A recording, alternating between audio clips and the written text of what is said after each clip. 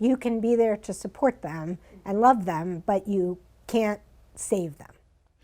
Perhaps the most difficult reality for a parent whose child is caught in the grips of addiction. As much as we want to step in and fight the battle, we can't.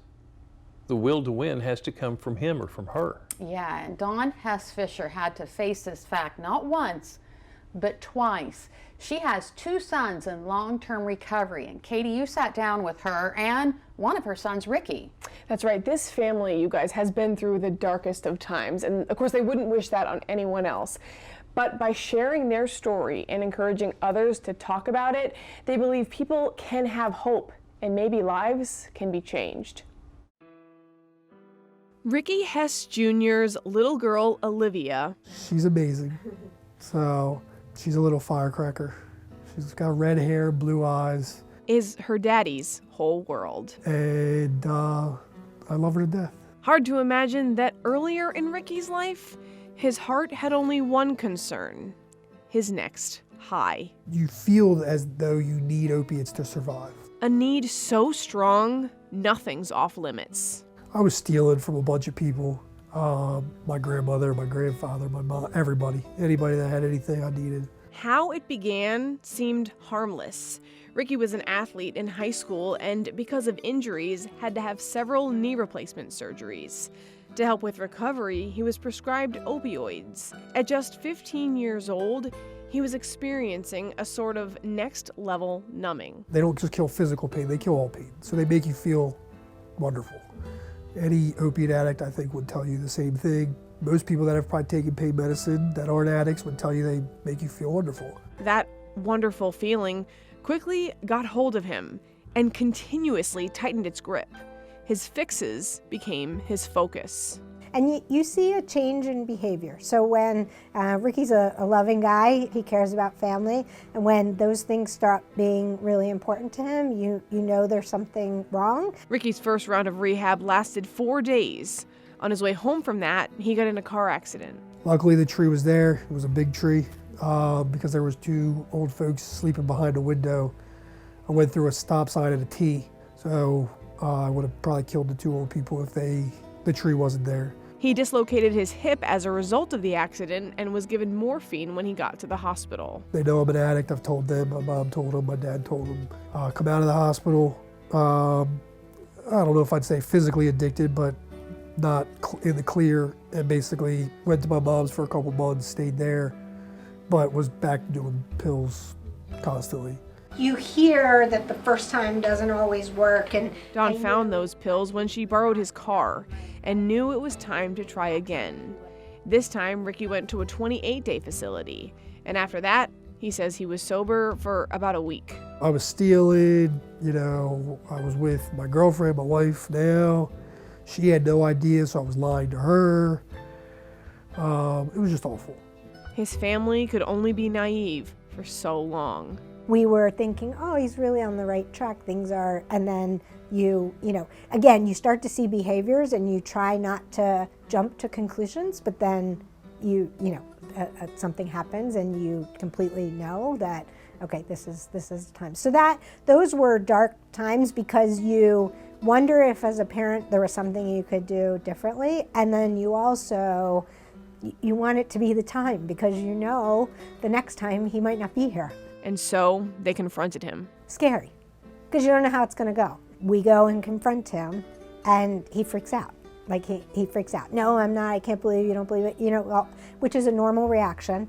And then eventually walked around for a little bit, and then said, okay, I want to get help. You know you need oxygen. You know you need food to survive. Well, that's how I feel about opiates, or felt about opiates. So if somebody's going to tell you that you can't breathe anymore, you're going to be probably a little upset, concerned, scared, which might come out as anger. So that's why. Think about the worst sickness you've ever felt in your life and times it by 10. That's opiate withdrawal. It's the worst thing in the world. So your joints hurt, you got it coming out of both ends, excuse me, but it's just awful.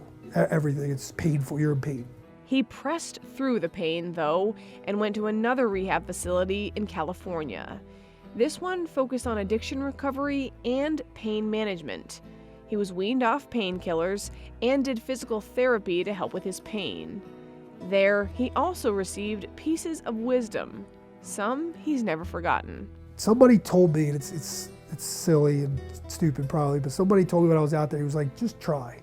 He said, you know, when you go back home, and you know, you're like, I'm gonna get high. He said, just give it 3 months, give it 6 months. He said, if your life's not better, then go back. He said, your drug dealers aren't leaving, right? And I said, no. He said, the liquor stores ain't packing up shop, are they? And I said, no. He said, so go back. He said, if life's not better after 6 months, everything can go back to normal. You can just try for 6 months to see if your life is better. After 3 months, he went back and lived in a sober house for 9 more months. 10 years later, he's still sober. I have to not get high for one day at a time. I mean, all the cliches they have, as corny as they may be, they're true. If you just sit back and, you know, I just can't get high today. Just can't get high today. I just can't get high today. Ask for help. Talk to somebody. Get a good support system. You know, I'm lucky. My mom's very supportive. My dad's very supportive now. He's an old school thought process guy. Ricky's not the only one of Dawn's 4 children to have addiction issues. His brother Andy is also in long-term recovery. Dawn says as a parent, she's learned the do's and don'ts. And being able to target something that's going to be able to help them, and it does really start with them. So just because you want him to go into treatment doesn't mean it's time for him to go in treatment. Sometimes he's got to hit rock bottom before he'll decide to go into treatment. And so you've got to be able to move away from enabling. If you're not willing to get sober, it just doesn't matter what anybody does, you're not going to. For Ricky, being willing to try that 3rd time gave him the beautiful life he has now.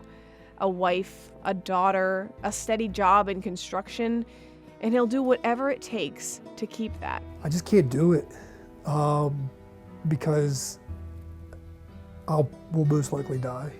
And I have a family and a good life, and I don't know, I just made it, I guess, simple for myself. I do worry. I mean, you know, who knows if I have a bad day one day. This last year has been amazing and tough all at the same time. I've been exhausted, but it doesn't cross my mind to drink. It doesn't, and I know I can't do drugs.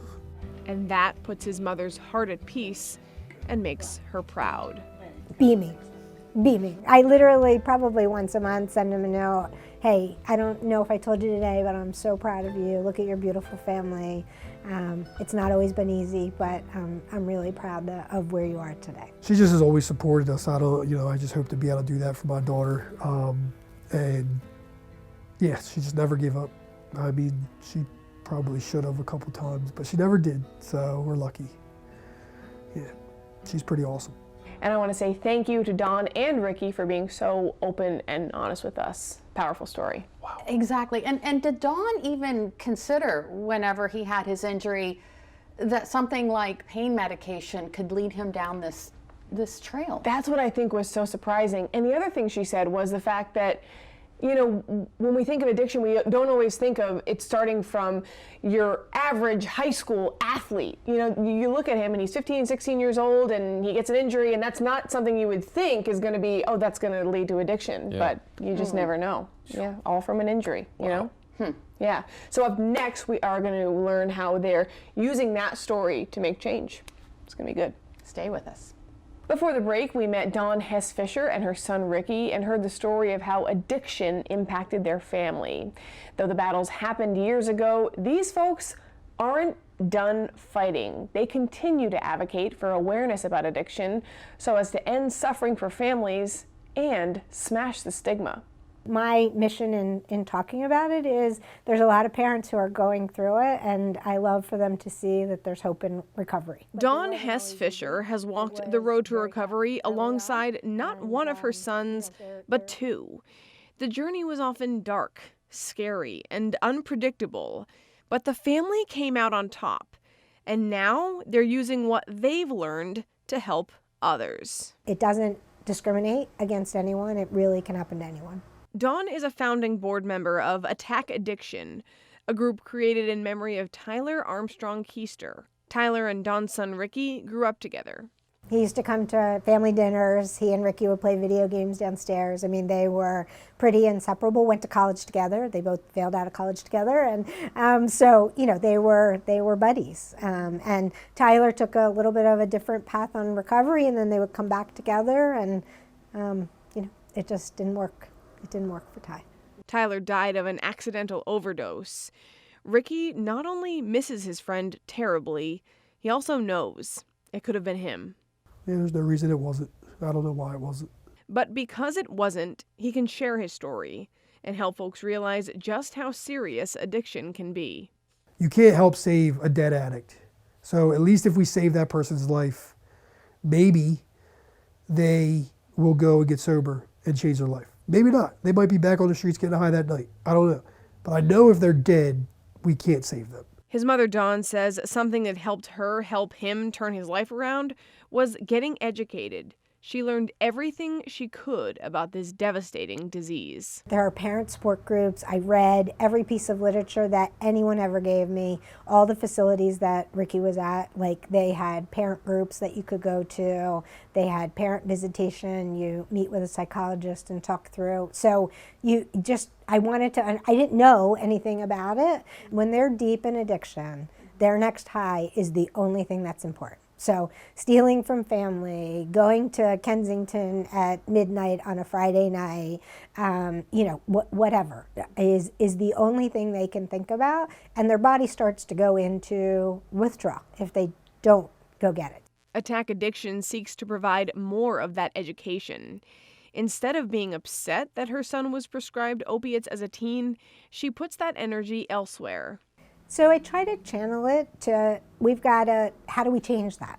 So there's a lot of prescription drug action committees in the state of Delaware. There's all kinds of, like an opioid fee for people who are prescribing now pay a fee, and then there's a fund at the state of Delaware that people can use for daycare or recovery efforts or et cetera. So we try to reverse it, and instead of being angry, let's educate. Attack Addiction also made big progress in promoting the overdose reversal drug Narcan. There was a law that we passed very early on, probably the first 2 years of Attack Addiction, where if you're at a party and someone, you think they're in distress and they are potentially having an overdose, you can give them overdose or Narcan, or you can take them to the hospital. No questions asked. They will simply treat them. They help families find resources and support those in recovery. Our mission is save one life, if we touch one person.